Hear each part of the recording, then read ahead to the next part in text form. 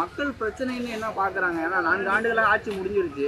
4 ஆண்டு முடிஞ்சு 5ஆவது ஆண்டு போயிட்டு இருக்காங்க. மக்கள் என்ன பிரச்சனைன்னு பார்க்குறாங்க அந்த ஆட்சியில், ஸ்டாலின் அவர்களோட ஆட்சியில்? அவங்க ஏதாவது ஆட்சியில் பிரச்சனை இருந்தால் தானே மக்கள் மாற்றி ஓட்டு போடணும். நிறைய பிரச்சனை இருக்குது. இங்கே பிரச்சனை இல்லாமல் விலைவாசி.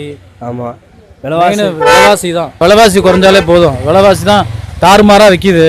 இல்லை பயங்கரமாக இருக்குது ரேட்டு. அதனால் மாற்ற கண்டிப்பாக ஏற்படும். கண்டிப்பாக யாருக்கு வாக்கு செலுத்துவாங்க நினைக்கிறீங்க? விஜய் வருவாப்புல, கண்டிப்பாக வருவாப்புல. விஜய் வருவாப்புல கண்டிப்பாக. சீமானவர்கள் குறித்து உங்களுடைய பார்வை என்ன? சீமானவர்கள் முன்னாடி விஜய் அவர்கள் ஆதரிச்சாரு, அதன் பிறகு எதிர்க்கிறாரு.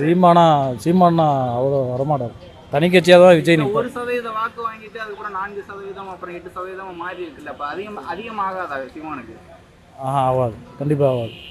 இப்போ இந்த முறை இளைஞர்கள் எங்க வாக்கு செலுத்துவாங்க? விஜய்க்கு தான். இல்லை, விஜய்க்கு இளைஞர்கள் வாக்கு மட்டும் போதுமா? பொதுமக்கள் வாக்கு செலுத்தணும். கண்டிப்பாக செலுத்துவாங்க. மாற்றம் ஏற்படும். விலைவாசினா கூட, எல்லாமே விலைவாசினா கூட, எல்லாமே மாற்றம் ஏற்படும் கண்டிப்பாக. இப்போ சமூகத்தில் நிறைய பிரச்சனைகள் இருக்கு. ஆமாம், இந்த விலைவாசிங்கிறத தாண்டி அதே மாதிரி 1000 ரூபாய் பணம் கொடுக்கறது, பஸ்ஸுங்கிறத தாண்டி வேற எதுவுமே பிரச்சனையை மக்களுக்கு புரிதல் ஏற்படுத்தல. இப்போ கொலை கொள்ளை இருக்கு, அதே மாதிரி போதை பழக்கம். மெயின் அதான்.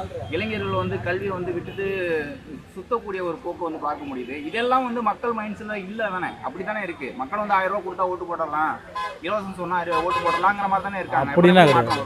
அப்படின்னா மாற்றம் கண்டிப்பாக ஏற்படும். இளைஞர்கள் எல்லாமே விஜய் சைடு தான் இருக்காங்க. நான் விஜய்க்கு இதுக்குன்னு இல்லை, மக்களுக்கு யார் நல்ல சேவை செய்கிறாங்களோ அவங்க தான் ஆட்சியாளராக அமையணும். அதுதான் வேணும்.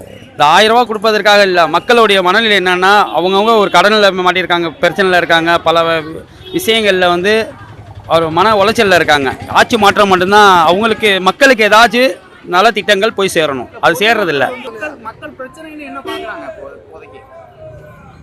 பிரச்சனைன்னு பார்த்தா அவங்களுடைய வாழ்வாதாரத்துக்கு தேவையானது, அவங்களுடைய அத்தியாவசிய தேவையை நிறைவேறணும். அதுதான் மக்கள் எதிர்பார்க்குறாங்க. ஆட்சியாளர் எதுக்கு? மக்களுக்காக தான் ஆட்சியாளர்கள்.